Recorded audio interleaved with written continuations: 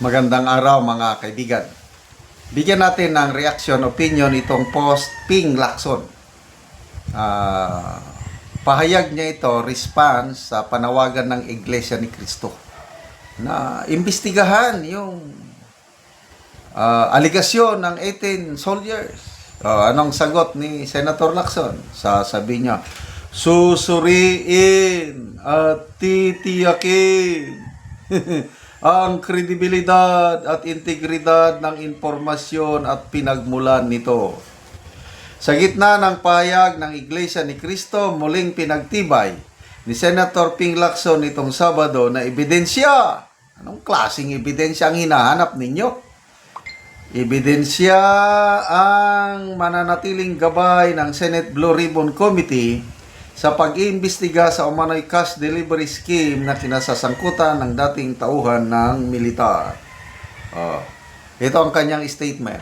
As chairman of the Senate Blue Ribbon Committee, I haven't changed my position about being led by evidence guided only by the prudent and logical way of treating any information that comes to my attention.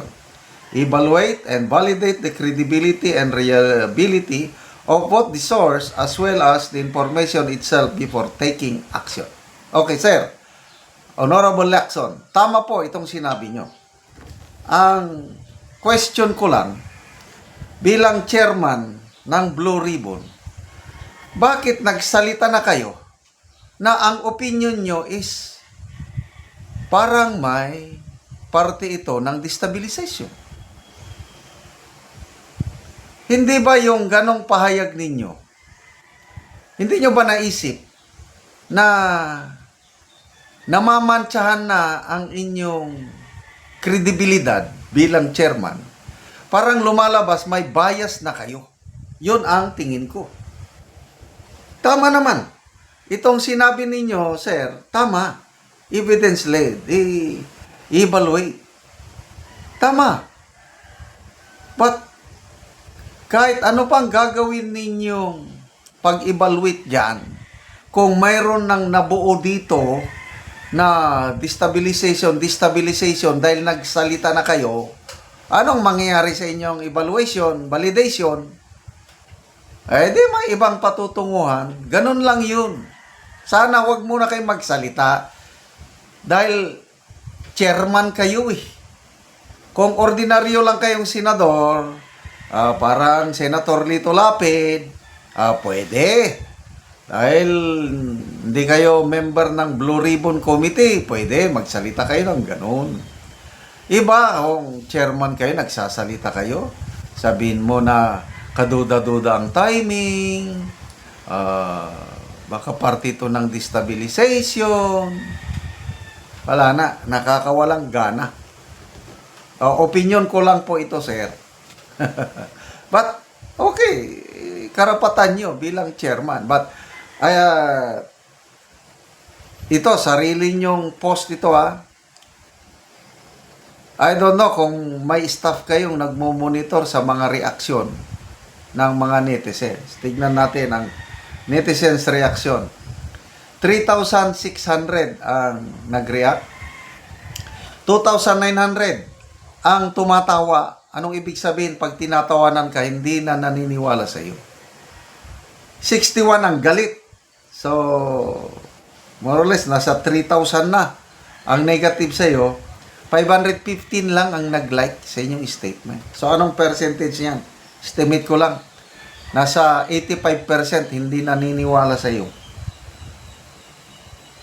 15% lang ang may tiwala. Baka 90% eh. Paano ba ito? Hindi. Abot ata ng 90% hindi naniniwala sa iyo, Sir Lacson. Comments. Hello. Sana may staff kayo na tagabasa sa comments dito sa sarili nyong page para maramdaman nyo ang pulso ng taong bayan. Anong sentimento? Japana, Jessa, pinagtitibay ang maleta-malitang pera sa iyo. Ugag ka. Nakarinig ka ng ugag. Big Boss Don, halatang halata ka, walang maasahan sa inyo. Magkano ka, Ping? Binabasa ko lang po, sir. Itong JLC. Up to you, Sen. But think about the legacy that you will choose to leave. When the future generations type your name on the web browser, imagine the details that will be written on it, on which you can no longer control. Sayang, idolo pa naman kita. Ganon din si Congressman RS. Sabi niya, Idol! Ano nang nangyari sa iyo, Idol, Senator Lacson? Kasama ka na rin ba sa Cover Up? Wow! Sakit nun, ha? Idol din kita, Sir Lacson. For a long, long time.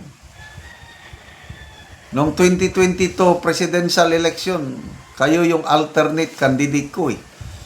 Pag hindi nagkandidato si BP Sara Bongbong, kung magkalaban lang noon is Lenny and Lacson, eh. Lacson ang aking bubutuhan. Dahil saludo ako sa iyong paninindigan noon. Ngayon, nag-iba naman. Mula nung naupo kayo na Blue Ribbon Committee Chairman. Sayang. Oh. Jovi Pasco, anong evidence-based court judge? Joyce Celiona, witness ang iniimbestigahan imbes na yung mga corrupt na isiniwalat. Aba, malupit. David's Fall, always protect. That's my duties. Hahaha, checkmate na boy. Unti na lang. Joey Elarde, Chief Boy Logro said, ping, ping, ping, luto na. Naghanap ako ng mga comments na sumusuporta o positive kay Senator Lacson. Karamihan wala. Ito, big challenge yung kasama ka talaga sa sindikato. Kaso nag-isip ka pa paano pagtatakpan kasamaan mo. Jens Inismo, so safe pa rin ba si Martin? Iwak Sarabi, Idol Ping Lacson kita sa expose mo lalo na sa panahon ng Arroyo Admin.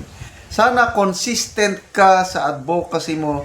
Sana walang pagtakpan para po sa aming naghangad ng katarungan sa bansa natin. Ito, kaparehas ko ito. Maraming nag-a-idolize o humahanga sa iyo, Senator Ping. Sana ituloy mo yun. Please lang. Sayang yung naumpisan mo.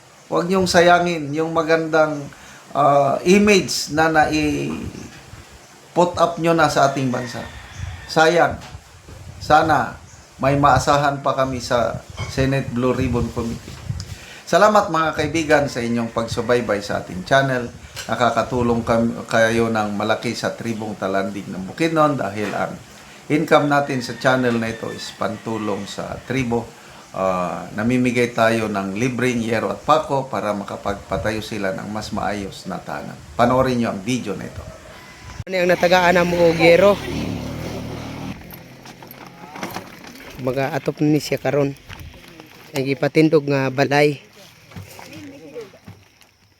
So, mauna ni ang iyang atopan.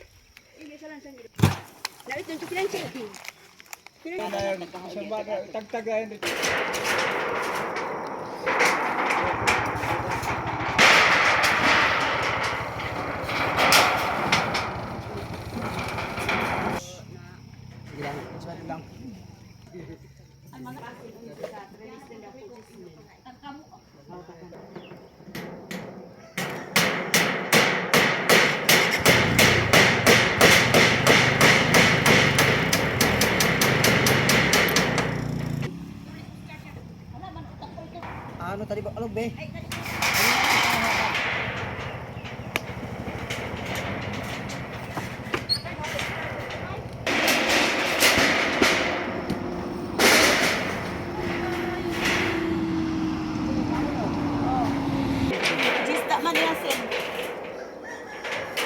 Sumbakan ko ko. Sumbakan dai ko.